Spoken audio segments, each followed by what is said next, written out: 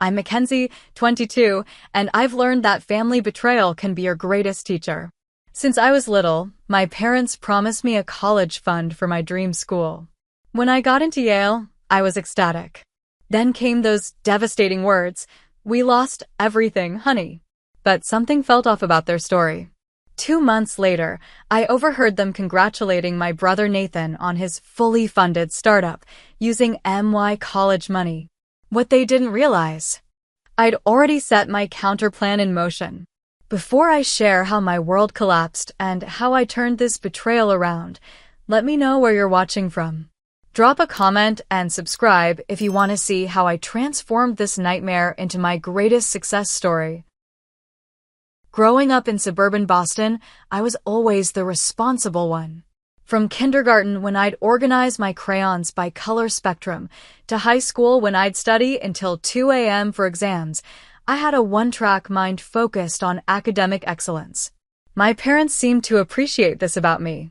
Dad, Robert, was a regional sales manager for a pharmaceutical company who loved telling his colleagues about his genius daughter. Mom, Diana, worked part-time as an accountant and spent hours helping me with math homework, beaming when I'd catch on quickly. "You're going to make us proud someday, Mackenzie," they'd say. "You're going to change the world." I believed them. I believed everything they told me, especially when they started my college fund when I was just 7 years old. "We're putting away money every month," Mom explained, showing me the special folder where she kept the statements. "By the time you're ready for college, you'll be able to go anywhere you want. Harvard, Yale, Princeton. The sky's the limit." That promise shaped my entire childhood and adolescence. While other kids were playing video games or hanging out at the mall, I was building my resume. Debate team captain, science fair winner, volunteer at the local hospital, all while maintaining a perfect 4.0 GPA. The college fund wasn't just money to me, it was physical proof that my parents believed in me, that all my hard work would eventually pay off. Then there was my brother Nathan, younger by 3 years and as different from me as summer from winter. Where I was disciplined, he was spontaneous. Where I was cautious, he was reckless. Where I planned, he improvised. And my parents absolutely adored him for it. "Nathan's just so full of life," Mom would gush after he'd come home with another mediocre report card. "Not everyone is built for academics. He's a people person. He's going to make connections and go places." I didn't resent him for being different. What I did notice, however, was the pattern of my parents bailing him out of every sticky situation while expecting me to handle everything perfectly on my own. When Nathan totaled his first car 6 months after getting his license, my parents bought him a newer, better one the following week. "He learned his lesson," Dad said. Meanwhile, I had saved for 3 years to buy my used Honda Civic. When Nathan failed his senior year English class and nearly didn't graduate, Mom spent 2 weeks negotiating with his teacher and the principal. "The educational system just doesn't recognize different learning styles," she explained. When I got my first A in AP chemistry, the question was, "Did you not study enough?" Still, I never doubted they loved me. I just thought they had different expectations for us based on our different personalities and strengths. They never missed my debate competitions or award ceremonies. They hung every certificate and medal on the living room wall. And most importantly, they kept contributing to that college fund, the physical manifestation of their belief in my future. By my senior year of high school, I had my sights set on Yale. Their biochemistry program was among the best in the country, and I'd already connected with a professor whose research in enzyme catalysis perfectly aligned with my interests. I applied early decision, spent weeks perfecting my essays, and prepared meticulously for my alumni interview. The day the acceptance letter arrived, I screamed so loud our neighbor called to check if everything was okay. My parents took me out to dinner at the fanciest restaurant in town. Mom got teary-eyed as she raised her glass in a toast. "To Mackenzie," she said. "Yale won't know what hit them." That night, Dad sat me down to talk about finances. According to him, My college fund had grown to just over $150,000.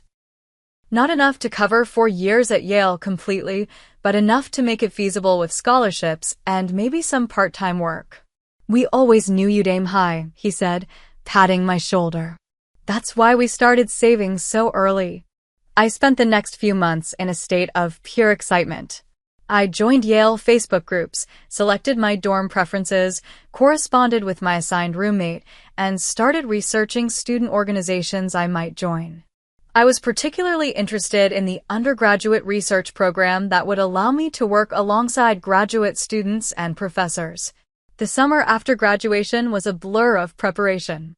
Mom helped me shop for dorm essentials, extra-long twin sheets, a desk lamp, a small refrigerator. Dad advised me on which laptop would best suit my needs for the next 4 years. Even Nathan seemed happy for me, though he had decided to take a gap year to find himself before maybe enrolling in community college. Looking back, I should have noticed the subtle changes in my parents' behavior during those months. The way Mom would change the subject whenever I brought up my class schedule.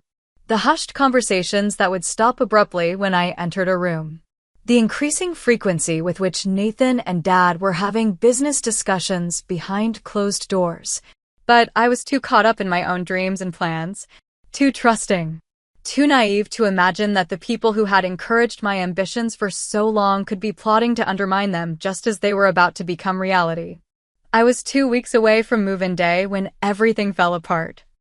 Family meeting in the living room. Dad's voice carried up the stairs to my bedroom where I was organizing my textbooks.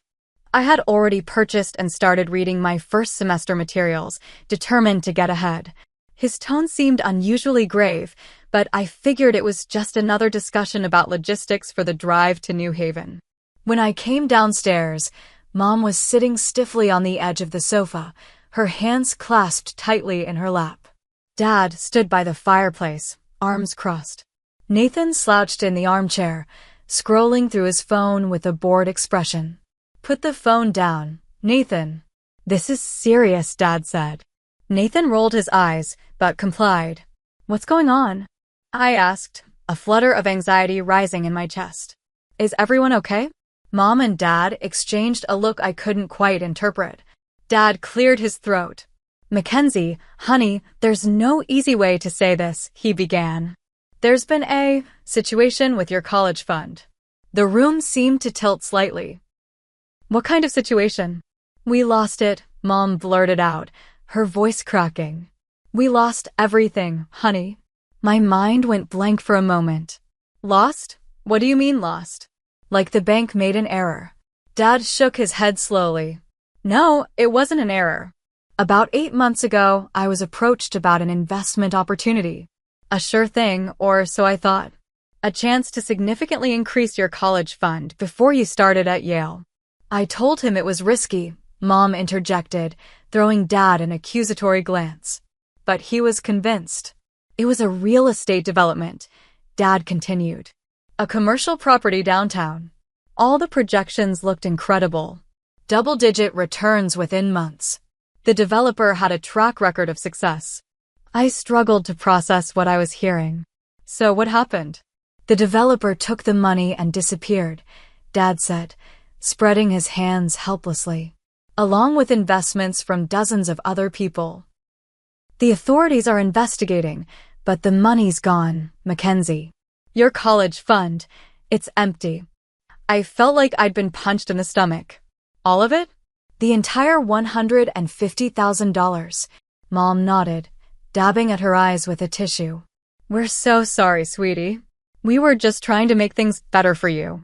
I looked at Nathan, who was studying his fingernails with unusual intensity. His lack of surprise was my first red flag. If this was news to everyone, why wasn't he reacting? "When did you find out it was gone?" I asked, fighting to keep my voice steady. "About 3 weeks ago," Dad answered. "We've been sick about it, trying to figure out what to tell you, how to fix this." 3 weeks. I repeated. "And you're just telling me now?" 2 weeks before I'm supposed to move to New Haven. "We kept hoping for a miracle," Mom said weakly. that the authorities would find the money or the school would offer more financial aid. My mind was racing, shifting instantly into problem-solving mode. Okay, so we'll need to look at additional loans. I can increase my work-study hours, maybe find an off-campus job sophomore year when... Mackenzie, Dad interrupted. Yale isn't going to happen. Not now. I stared at him in disbelief. What are you talking about? Of course it's going to happen. I'll figure it out. Honey, Mom said gently, even with loans, the cost is prohibitive. We're talking about nearly $80,000 a year. I have scholarships, I argued. And I can apply for more. There are private loans, which would leave you hundreds of thousands in debt. Dad cut in. Be reasonable, Mackenzie. There are other options. Massachusetts State has a good science program. Or you could do 2 years at community college and transfer. Save money while living at home. I couldn't believe what I was hearing. After all those years of promises, all that work, they were suggesting I give up Yale 2 weeks before move-in day? This can't be happening, I whispered, more to myself than to them. Nathan finally spoke up.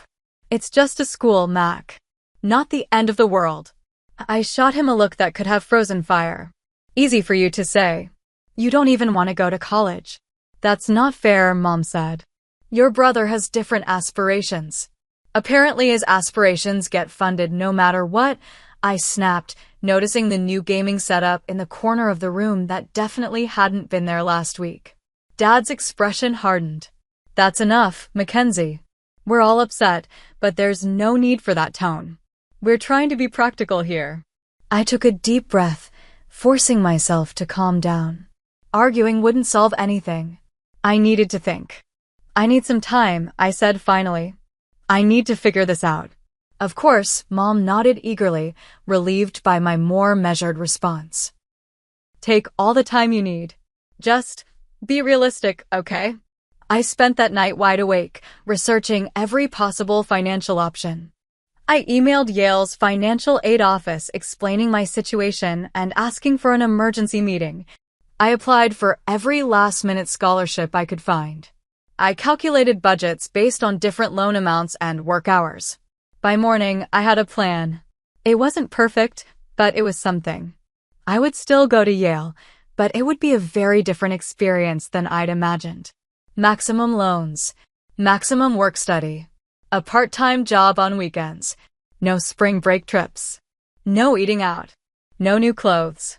Basically, for years of extreme frugality. The financial aid officer was sympathetic but limited in what she could offer on such short notice. They increased my scholarship slightly and helped me process the federal loans, but it wasn't nearly enough to cover the shortfall. My parents' reaction to my determination was strange. Instead of being proud of my resourcefulness or offering to help in other ways, they seemed almost annoyed, disappointed that I hadn't simply accepted their suggestion to abandon my dream school. You're being stubborn, Dad said when I showed him my revised financial plan. This is exactly the kind of impulsive decision that leads young people into crippling debt. Coming from the man who had supposedly lost my entire college fund in an impulsive investment, the irony was rich. 2 weeks later, Mom and Dad drove me to Yale with significantly less enthusiasm than I'd anticipated for this milestone.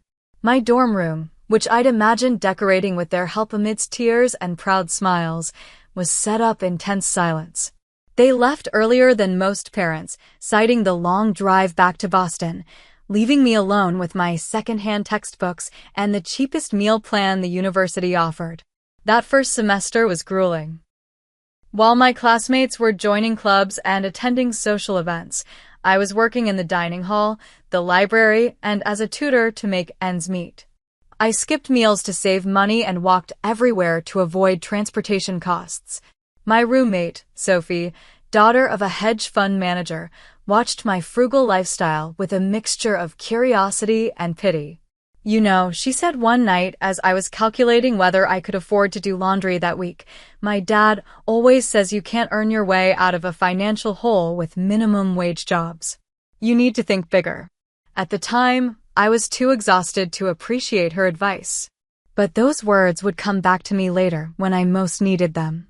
Despite the financial stress, I excelled academically. My professors noticed my work ethic and intelligence. My papers received top marks. In my biochemistry class, Professor Wilson specifically commented on my innovative approach to problem solving. "You have a unique mind, Mackenzie," she told me after class one day. "You don't just memorize the material. You engage with it, question it, improve upon it." Her words were a balm to my battered self-esteem. At least here, in this academic sanctuary, my value was recognized. If only my family could see me the same way. As Christmas break approached, I faced it with dread rather than anticipation. I'd been too busy working and studying to process the full extent of my parents' betrayal, but now, heading home for 3 weeks, I would have to face them again. Little did I know that the worst betrayal was yet to be revealed.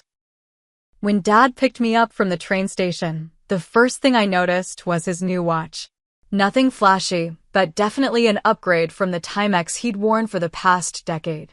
The second thing I noticed was the brand new SUV I was sitting in, replacing the 5-year-old sedan he'd been driving when they dropped me off at Yale.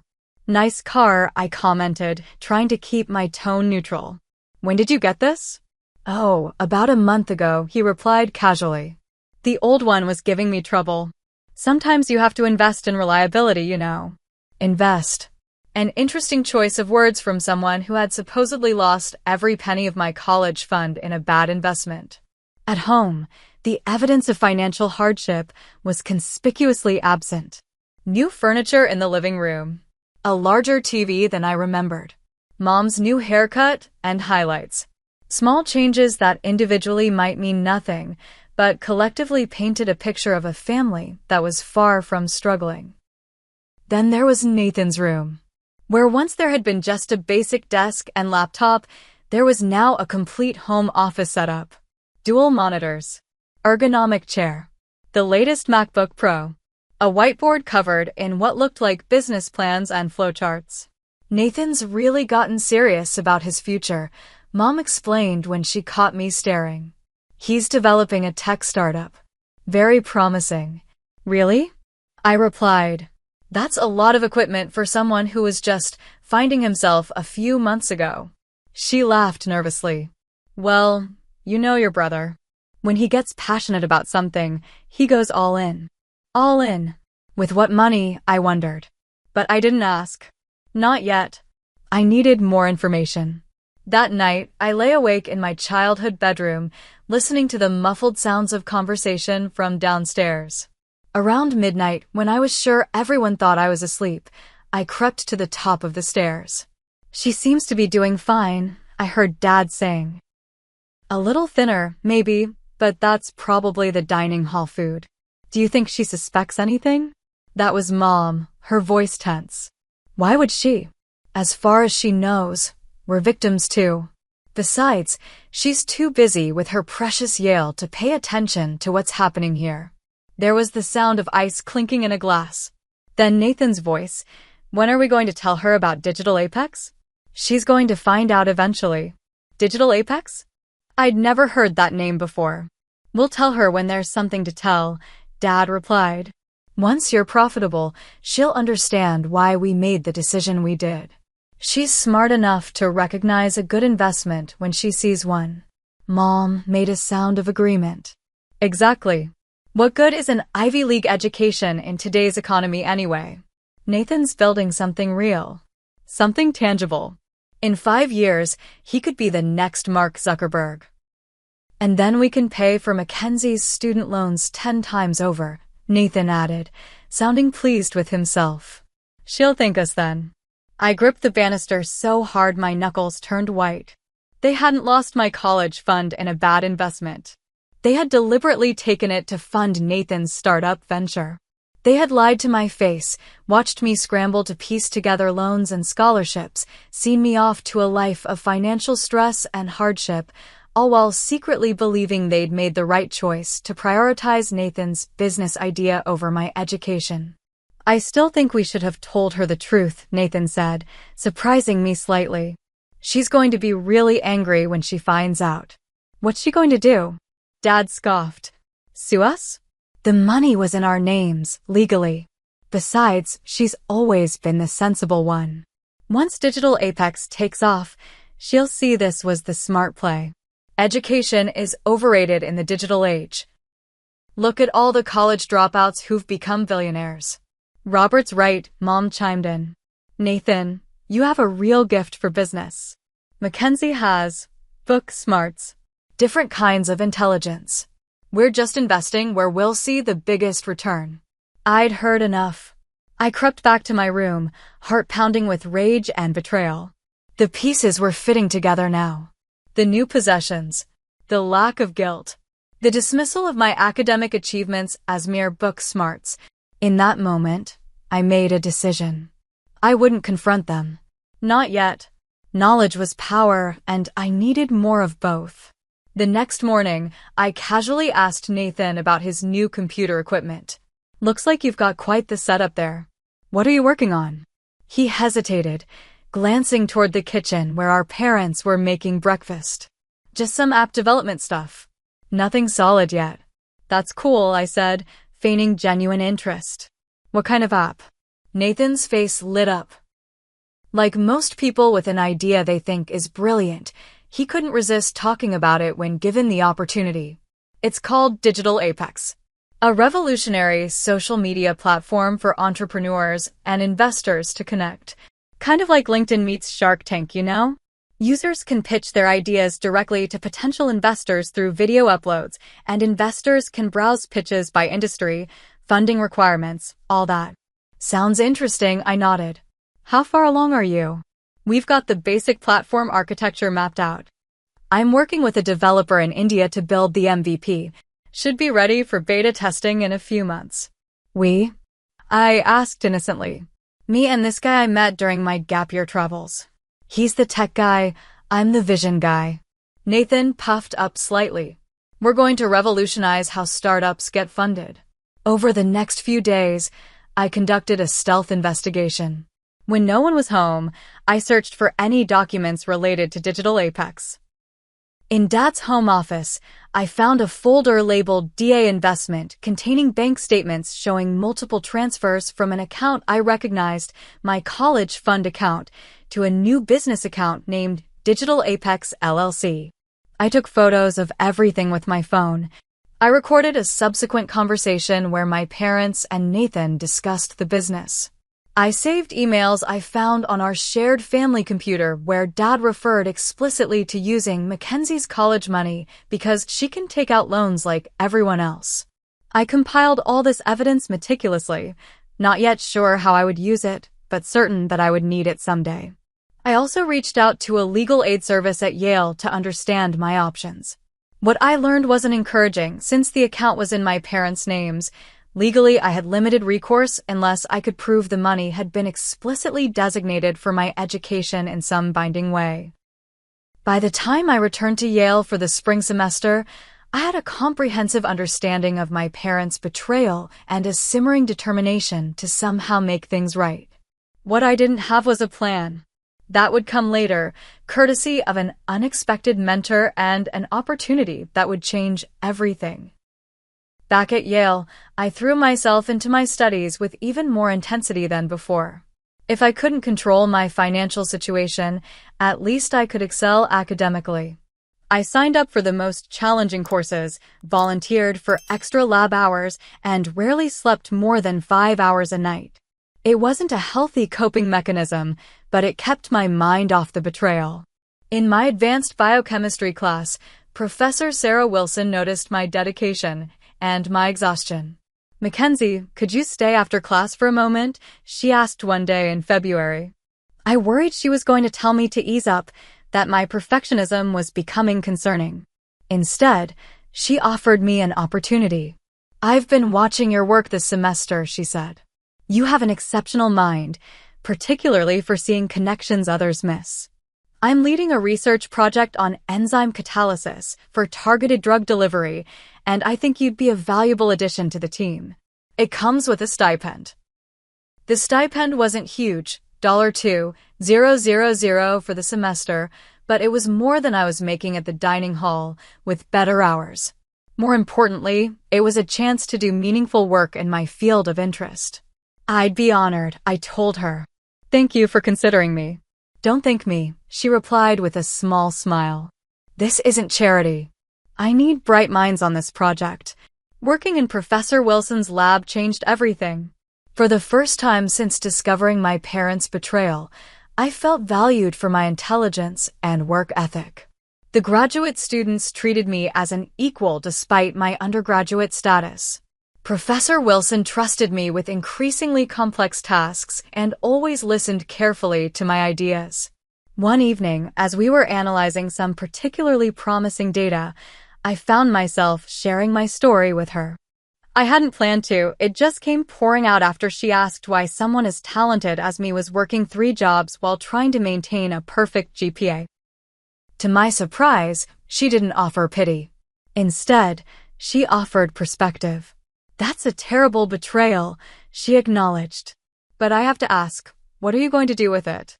Let it destroy you or use it as fuel? What do you mean? She gestured around the lab. Science is full of stories like yours. Marie Curie worked as a governess to fund her sister's medical education before she could pursue her own studies.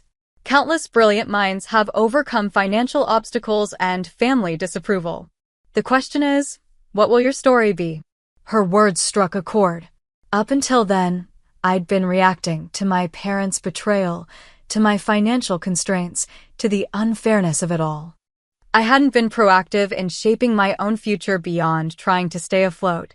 You're too focused on what was taken from you, Professor Wilson continued. Start thinking about what you can create instead. That night, I couldn't sleep. My mind was racing with a new perspective. Nathan's startup was likely to fail.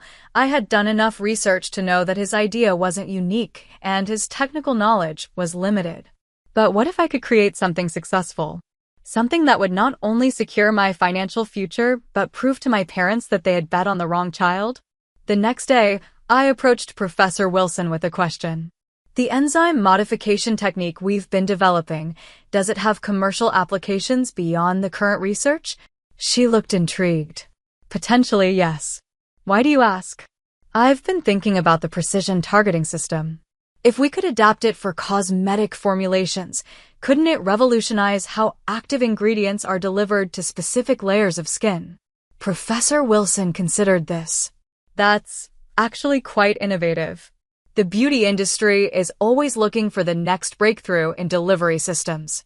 Over the next few weeks, we explored this idea further.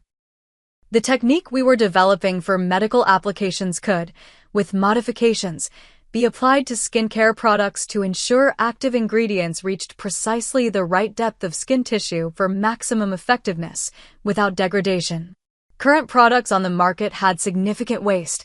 Most active ingredients never reached their intended targets. You should consider patenting this application, Professor Wilson suggested. Yale has an Office of Cooperative Research that helps students and faculty commercialize innovations. I made an appointment with them the next day. The patent attorney I met with was cautiously optimistic. This is a novel application with significant market potential, he said after reviewing my preliminary research. The university would retain partial ownership since the underlying research was conducted here, but as the innovator, you'd receive the majority of any licensing revenue. For the first time, I began to see a path forward that didn't involve crushing debt or years of financial struggle. But I needed more than just a patent. I needed business knowledge, connections, and resources. Yale, it turned out, had those too. The university's entrepreneurship center offered workshops, mentorship, and even seed funding for student ventures. I signed up for everything they offered, absorbing knowledge about business models, market analysis, and fundraising strategies. I met Jordan Chin, an MBA student who was impressed by my technical innovation and offered to help develop a business plan. We were joined by Liam Rodriguez, a chemistry graduate student from Professor Wilson's lab who believed in the commercial potential of our modified enzyme delivery system. Together, we formed Precision Dermal Science, a startup focused on revolutionizing active ingredient delivery in skincare products. Our first product would be a serum utilizing our proprietary enzyme technology to deliver anti-aging compounds to the precise skin layer where they would be most effective. Professor Wilson introduced us to Dr. Elizabeth Barnes, a dermatologist on Yale's medical faculty who became our scientific advisor. Dr. Barnes was enthusiastic about our approach. The biggest challenge in dermatological products is getting the active ingredients where they need to go, she explained. If your system works as you've described, it could be game-changing. With Dr. Barnes' guidance, we refined our formulation and conducted small-scale laboratory tests. The results exceeded even our optimistic projections. Our delivery system was getting nearly 5 times more active ingredient to the target skin layer than leading commercial products. Meanwhile, I continued gathering evidence about my parents' misappropriation of my college fund. I learned that Nathan's digital Apex had burned through nearly $50,000 in 6 months with nothing to show for it but an incomplete website and some generic logo designs. My father had transferred another $30,000 to the business account in March. At this rate, my entire college fund would be gone before I finished sophomore year. I could have confronted them then, but something held me back. Maybe it was Professor Wilson's advice about focusing on creation rather than loss. Maybe it was the growing excitement I felt about precision dermal science. Or maybe I just wanted to wait until I had something concrete to show them, proof that they had made the wrong bet. In April, Yale's Entrepreneurship Center hosted its annual innovation competition. Jordan, Liam, and I entered Precision Dermal Science, competing against 30 other student ventures for a $25,000 prize and mentorship from successful alumni entrepreneurs. We worked tirelessly on our pitch, refining our presentation and preparing for every possible question. I channeled all my anger, determination, and need to prove myself into that presentation. This wasn't just about winning a competition, it was about validating my worth. The day of the competition, I stood before the judges, a panel of venture capitalists and successful entrepreneurs, and delivered the most important presentation of my life. I explained the science in accessible terms, demonstrated the market opportunity with compelling data, and outlined our roadmap to commercialization with confidence and clarity. When they announced Precision Dermal Science as the winner, I almost couldn't believe it. The judges cited the combination of genuine scientific innovation, clear market need, and our team's passionate expertise as the deciding factors. That night, as Jordan, Liam, and I celebrated our victory, my phone lit up with a text from Nathan, "Congrats on your science fair win." Meanwhile, Dad just invested another $20,000 in digital Apex. We're meeting with real investors next month. I smiled to myself. If only he knew that one of the science fair judges had already connected us with her venture capital firm for a potential seed investment discussion. If only he knew that Dr. Barnes had introduced us to 3 cosmetic companies interested in our technology. If only my parents knew that the child they had dismissed and defrauded was building something with far more potential than they could imagine. But they would know soon enough. I was no longer in a rush to confront them. Now, I wanted to wait until I had something truly impressive to show for my efforts. Something that would make their betrayal all the more foolish in retrospect. As Professor Wilson had suggested, I was using their betrayal as fuel. And that fuel was powering something extraordinary. Summer arrived, and with it a decision. I had been offered a prestigious internship at a pharmaceutical company in San Francisco, the kind of opportunity most biochemistry students would kill for. But I also had precision dermal science, which needed my full attention if it was going to succeed. Take the risk, Professor Wilson advised when I sought her counsel. Internships come and go. But how often do you get a chance to build something that's truly yours? I turned down the internship and instead applied for summer housing at Yale, using part of our competition winnings to cover the cost. Jordan, Liam, and I converted a small rented space near campus into our makeshift headquarters, complete with a basic laboratory setup for continued product development. The venture capital firm that had expressed interest after the competition came through with $150,000 in seed funding in exchange for a 10% equity stake. It was a fair deal that allowed us to maintain control while giving us the resources to accelerate our progress. We used the money strategically, filing our patent application, upgrading our lab equipment, commissioning formal clinical testing of our prototype, and hiring a part-time marketing consultant who specialized in beauty tech startups. I avoided going home that summer, telling my parents I had research opportunities that required me to stay at Yale. It wasn't exactly a lie. What I didn't tell them was that the research was for my own company, or that I was now living in an apartment with running water but no air conditioning because we were putting every available dollar into the business. Nathan came to visit me once, ostensibly to see the campus, but really to boast about Digital Apex's progress. "We're this close to launching the beta version," he told me over coffee at a campus cafe. Dad's connections have been incredible. He introduced us to some serious players in the Boston tech scene. "That's great," I said, genuinely curious about how far they'd gotten. "How many users do you have signed up for the beta?" He shifted uncomfortably. "Well, we're still building the pre-launch list. But we've got a killer social media strategy ready to go." Translation: 0 users, no functional product, just lots of expensive plans and dwindling capital. I felt a twinge of sadness beneath my resentment. Nathan wasn't a bad person, just entitled and overconfident. And my parents had fed that entitlement at my expense. "What about you?" he asked, clearly ready to change the subject. "Still working in labs for extra credit?" I smiled. "Something like that." I didn't tell him about precision dermal science. I didn't mention the venture capital funding or the promising early clinical results or the 3 cosmetic companies that were now actively courting us for potential licensing deals. Let him. And through him, my parents continued to underestimate me. The revelation would be all the sweeter. By August, we had reached a critical milestone. Our clinical testing showed that our delivery system outperformed all existing market solutions by a significant margin. We had scientific proof that our technology worked. Jordan leveraged this data to secure meetings with executives from leading skincare companies. In one particularly promising meeting, the R&D director of a major cosmetics conglomerate leaned forward after our presentation and said, "This is exactly what we've been looking for. How soon can we discuss licensing terms?" We were suddenly facing a pivotal decision: license our technology to established brands or develop and market our own product line. Each path had its advantages and risks. Licensing means immediate revenue with minimal additional investment, Jordan argued during one of our strategy sessions. We could be profitable within months.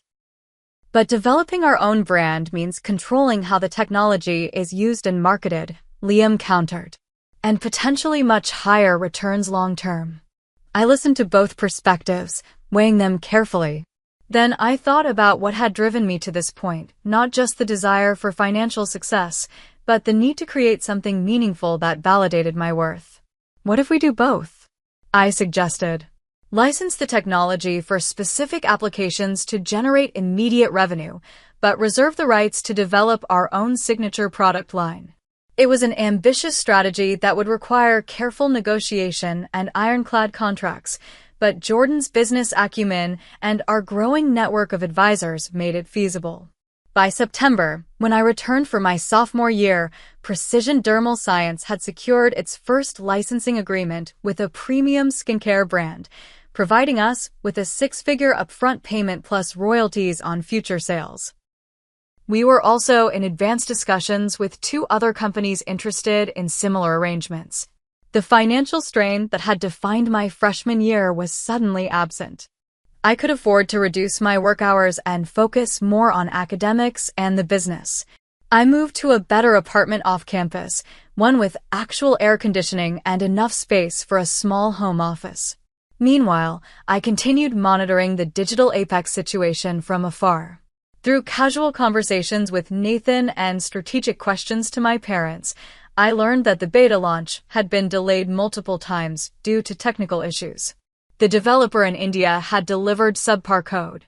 The serious players from the Boston tech scene had declined to invest, and my parents had now funneled nearly $120,000, 4/5 of my college fund, into the failing venture. "It's just taking longer than expected," Mom insisted during one of our phone calls. "All startups face hurdles. But your father and I still believe in Nathan's vision." I bit my tongue, resisting the urge to point out that they had never shown such patient faith in my academic hurdles. As fall turned to winter, precision dermal science continued its upward trajectory. Our patent application was proceeding smoothly. Our licensing revenues were exceeding projections. And we had begun development on our signature product, a revolutionary anti-aging serum that would showcase the full potential of our technology. Professor Wilson, who had become something of a mentor to me, remarked on the change she observed. "You're different this year," she said after lab one evening. "More confident. More focused." "I feel different," I admitted. "Like, I'm finally building something that can't be taken away from me." She nodded understandingly. "Success is the best revenge, they say.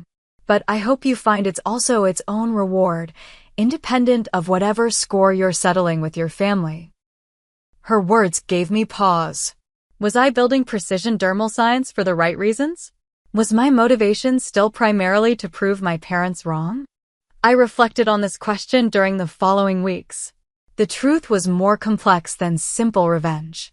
Yes, I wanted to show my parents the magnitude of their mistake.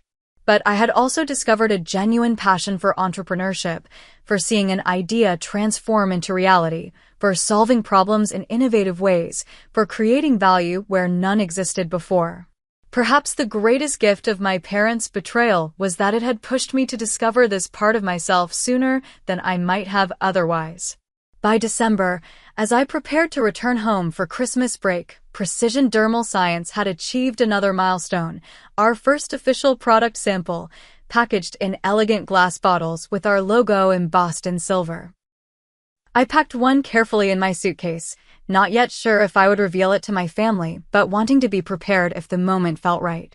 The company was now valued at $2.1 million based on our latest investment round, in which we had raised an additional $300,000 for product development and marketing. My equity stake translated to a net worth of over $800,000 on paper, more than 5 times what my college fund had contained. All of this had happened in less than a year, while Nathan's digital apex had burned through most of my college money with nothing substantial to show for it. As my train approached Boston, I felt a strange mix of emotions. Anger at my parents' betrayal. Pride in what I had accomplished despite their lack of faith. Sadness that our relationship had been damaged, perhaps irreparably. And a certain calm determination to finally bring everything into the open. The time for secrets was coming to an end. I was ready to confront my parents with both their betrayal and my success. I just needed to choose the perfect moment, one that would make the greatest impact and leave no room for them to diminish or dismiss what I had built. That moment would come sooner than I expected, catalyzed by Nathan's desperation and my parents' growing realization that they had backed the wrong venture. The first sign that something was wrong came when Dad picked me up from the train station in his old sedan, not the new SUV he'd been driving the last time I'd seen him. "Had to downsize a bit," he explained vaguely when I commented on the change. "Just being financially prudent." The house felt different too. The new furniture was still there, but there was a tension in the air that was almost palpable. Mom's smile seemed forced as she hugged me. Nathan was conspicuously absent. "Where's Nathan?" I asked as I unpacked in my bedroom. "Oh, he's meeting with some business associates," Mom said, her voice artificially bright. "He'll be home for dinner." Dinner was a subdued affair. Dad kept checking his phone. Mom made strained small talk about neighbors and relatives. When Nathan finally arrived, his eyes were red-rimmed and his shoulders slumped in defeat. "How did the meeting go?" Dad asked immediately. Nathan threw himself into a chair. "How do you think it went?" Same as all the others. Interesting concept, but not differentiated enough from existing platforms. Come back when you have significant user traction. He mimicked a condescending voice. Mom reached over to pat his hand. They just don't see your vision, honey. No, Mom, they see it just fine, Nathan snapped. They just don't think it's worth anything. And at this point, neither do I. Dad's face darkened. We've invested too much to give up now. Invested? Nathan laughed bitterly. You mean wasted. $140,000 down the drain. The developer took off with half of it and delivered garbage code. The marketing agency charged us a fortune for social media posts that got zero engagement. And the so-called business advisor you hired? His great advice was to pivot to blockchain, whatever that means. I sat quietly, absorbing this confirmation of what I had suspected. Digital Apex had failed spectacularly, consuming nearly my entire college fund in the process. Maybe we should discuss this later, Mom suggested, glancing nervously in my direction. Why? Nathan demanded. Mackenzie knows we lost her college fund in a bad investment, right? That's what you told her. The room went very still. Dad cleared his throat. Nathan, that's enough. But Nathan, driven by his own disappointment and guilt, couldn't stop. She doesn't know it was for Digital Apex? That you took her Yale money and gave it to me. He looked at me, a mix of defiance and shame in his eyes. Well, now you know, Mac. They bet on the wrong kid. Mom burst into tears. Dad started yelling at Nathan for his lack of discretion. Nathan shouted back that he'd never wanted blood money to begin with. I remained calm, watching the chaos unfold. This wasn't how I'd planned the confrontation, but perhaps it was better this way. Raw and unscripted, with the truth finally exposed through their own words. When the shouting died down, I spoke for the first time since the revelation. I already knew. All three turned to stare at me. What do you mean you knew? Dad asked. I overheard you talking last Christmas. About Digital Apex. About taking my college fund to invest in Nathan's real future while I could take out loans like everyone else. My voice was steady, controlled. I found the bank statements showing the transfers from my college account to Digital Apex LLC. I heard you dismiss my education as just book smarts while praising Nathan's business acumen. Mom's face had gone pale. Mackenzie, we can explain. No need, I cut her off. I understand perfectly. You made a calculated decision to prioritize Nathan's venture over my education. You lied to my face about losing the money in an investment scam. You watched me scramble to piece together loans and work 3 jobs without an ounce of guilt. And now you're upset because your grand plan failed. Dad's expression hardened into defensiveness. We were trying to do what was best for both of you. Nathan's business had potential to what? Make millions. I interrupted. Based on what expertise? What market research? What unique value proposition? Or did you just assume that because Nathan is charismatic and male, he'd naturally succeed in business, while I should be grateful for student loans? That's not fair, Mom protested weakly. Not fair. I laughed. You want to talk about what's not fair? I reached for my bag and pulled out the elegant glass bottle containing our serum sample, placing it on the dinner table. What's that? Nathan asked. That, I said with quiet pride, is the first product from Precision Dermal Science. My company. There was a moment of confused silence. Your company? Dad repeated. Yes, the startup I co-founded last spring after winning Yale's innovation competition. We've developed a proprietary enzyme technology that revolutionizes how active ingredients are delivered in skincare products. We've secured 3 licensing deals with major cosmetic companies. We've raised $450,000 in venture capital. And as of our last valuation, the company is worth $2.1 million. Their stunned expressions would have been comical under different circumstances. That's amazing, Mackenzie, Mom stammered. Why didn't you tell us? Why would I? You made it clear that you didn't believe in my potential. You literally stole my future to invest in Nathan's. Why would I share my success with people who betrayed me so completely? Nathan was examining the bottle with newfound respect. This is legit? You actually built a real company.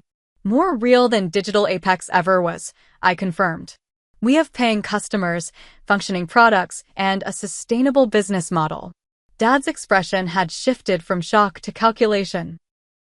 I could practically see the gears turning as he reassessed my value to the family.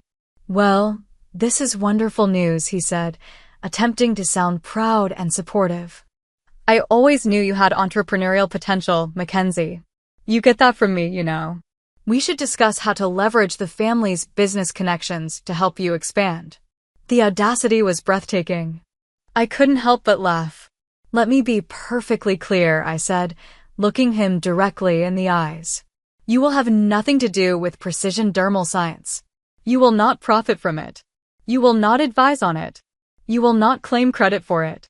What you will do, however, is repay every penny of my college fund.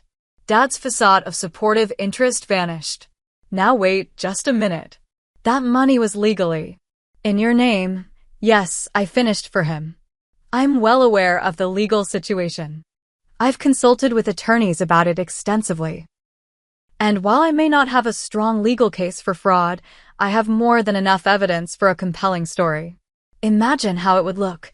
Successful parents steal their daughter's college fund for their son's failed startup, force her into student debt, lie about it, then try to claim credit when she succeeds anyway. Mom gasped. You wouldn't publicly humiliate us like that. Why not? You had no problem privately humiliating me.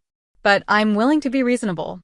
Repay my college fund, the full $150,000, and I'll consider the matter closed between us. That's blackmail, Dad sputtered. No, that's consequences, I corrected him. And it's a generous offer, considering what you did. Nathan, to my surprise, spoke up in my defense. She's right, Dad. We owe her the money. I've been telling you that all along. He turned to me. I'm sorry, Mac. I didn't know they lied to you about where the money went. I thought you agreed to it. I wasn't ready to absolve Nathan entirely, but I appreciated his acknowledgement of the wrong done to me. We don't have that kind of money available right now, Dad admitted grudgingly. Most of our liquid assets went into Digital Apex. I'm aware of that too, I replied. That's why I've prepared a repayment agreement. I pulled a document from my bag and slid it across the table. 5 years with reasonable interest. Monthly payments that won't bankrupt you but will ensure I'm made whole. Dad glanced at the terms, his face darkening. And if we refuse? Then I share my story. With everyone. Your colleagues. Your friends. Your golf buddies. Mom's book club. The extended family.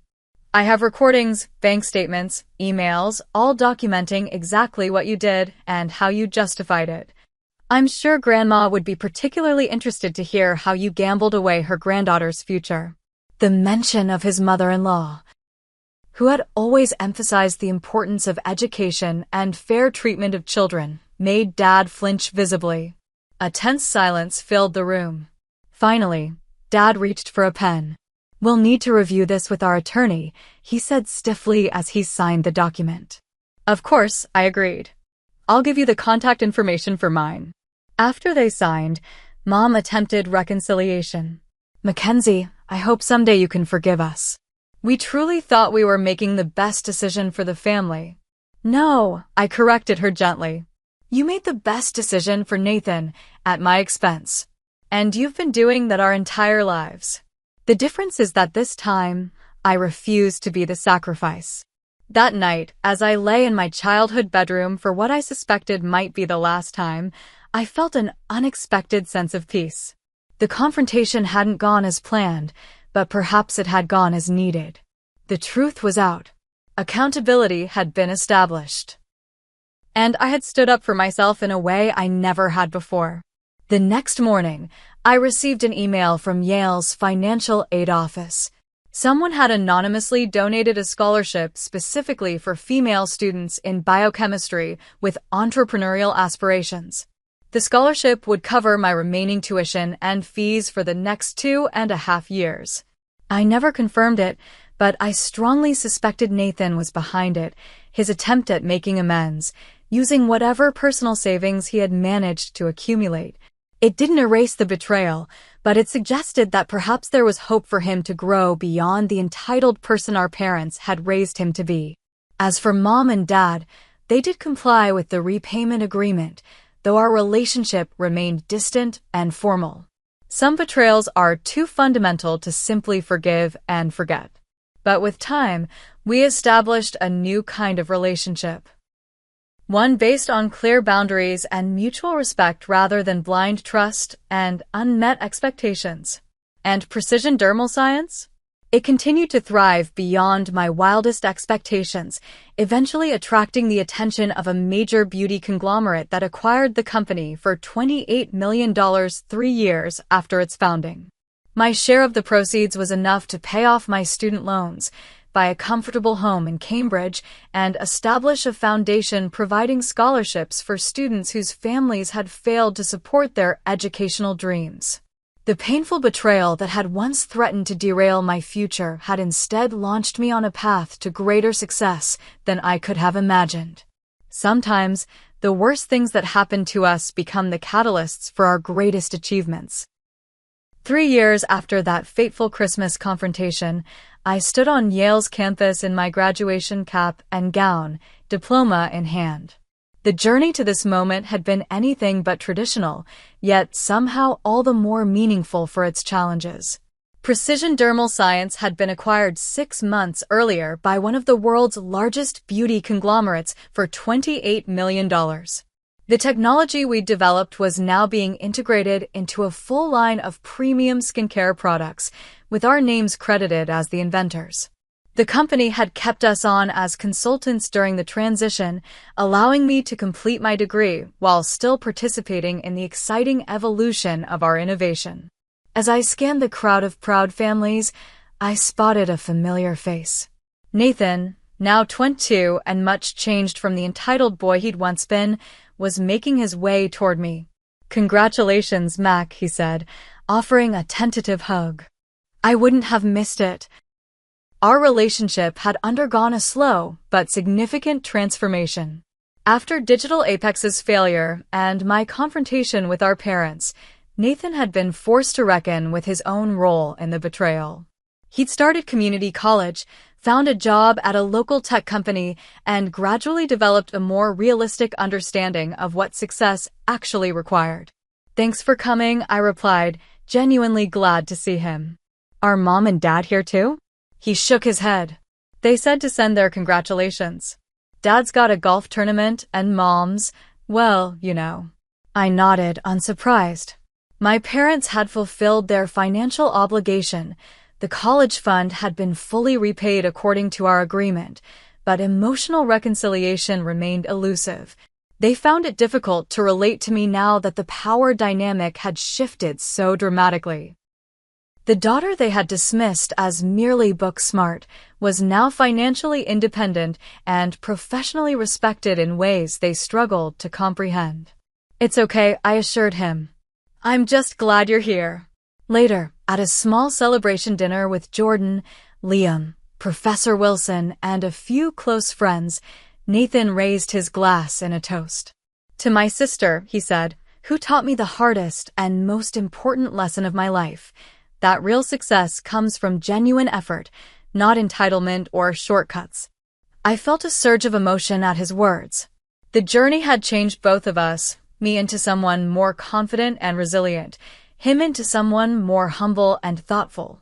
After graduation, I used part of my windfall from the company acquisition to establish the Second Chance Scholarship Foundation, providing financial support to students whose family resources had been withdrawn or never existed. The foundation's mission statement included a phrase that had become something of a personal mantra: "Sometimes our greatest setbacks become the foundation for our most meaningful successes." My parents and I eventually developed a more functional, if somewhat distant, relationship. The annual family gatherings were no longer marred by tension and secrets, though there remained an unspoken acknowledgement that some trust, once broken, could never be fully restored. Dad occasionally attempted to take credit for my entrepreneurial spirit. She gets that business sense from me. When introducing me to his friends, I learned to smile politely and change the subject rather than correct him publicly. His need for validation said more about him than it did about me. Mom made more genuine efforts at reconnection, sending thoughtful cards and occasionally calling just to check in. During one such call, she finally offered the straightforward apology I had long hoped for. "We were wrong, Mackenzie," she said simply. "We thought we knew what was best, but we were blinded by our own biases and expectations. I'm sorry we didn't believe in you the way we should have." "Thank you for saying that," I replied, feeling a weight lift that I hadn't realized I was still carrying. "That means a lot to me." Nathan, meanwhile, had discovered his own path. He'd completed an associate's degree in computer science and found that he had a genuine talent for user experience design. He was now working for a successful app development company and taking night classes to complete his bachelor's degree. We spoke regularly, and I had even invested in a small side project he was developing, not out of obligation, but because I genuinely saw its potential. Professor Wilson had become a true mentor and friend. She often invited me back to Yale to speak to her students about the intersection of science and entrepreneurship. During one such visit, she shared an observation that perfectly captured my journey. "You know what makes your story so powerful?" she asked as we walked across the campus I once thought would be my undoing. "It's not just that you overcame adversity. It's that you refused to let that adversity define you or limit what you believed was possible." Her words resonated deeply. The betrayal had initially felt like the end of my dreams. Instead, it had become the catalyst for dreams I hadn't even known to imagine. The financial security from the company acquisition gave me freedom, but it was the confidence gained through building something successful from nothing that truly transformed me. I no longer feared losing resources or support because I knew I could create them for myself. As I look back now, I realize that my parents' betrayal, painful as it was, contained an unexpected gift. Had they supported me as promised, I might have followed a more conventional path. Yale degree, prestigious job, gradual career advancement. Their actions forced me to discover my own capacity for innovation and resilience much earlier than I might have otherwise. That's not to excuse what they did. The breach of trust was real and deeply harmful. But I've learned that moving forward doesn't require pretending the past didn't happen. It requires extracting the lessons and leaving behind the bitterness. If you're facing a similar betrayal, whether from family, friends, or colleagues, remember this. Their actions reveal their limitations, not yours. The people who should have believed in you may fail you, but that doesn't determine what you're capable of achieving. Sometimes the very people who should support you become the obstacles you must overcome to reach your full potential. The ultimate victory isn't just proving them wrong, though I admit that part is satisfying. The ultimate victory is creating a life so aligned with your authentic talents and values that their approval becomes irrelevant. Have you ever had someone underestimate you or betray your trust, only to find that it pushed you toward greater success? I'd love to hear your stories in the comments below. Don't forget to like this video if it resonated with you, subscribe for more real-life lessons, and share with someone who might need to hear that setbacks can become springboards. Thank you for listening to my story, and remember, sometimes the worst betrayals lead to the best beginnings.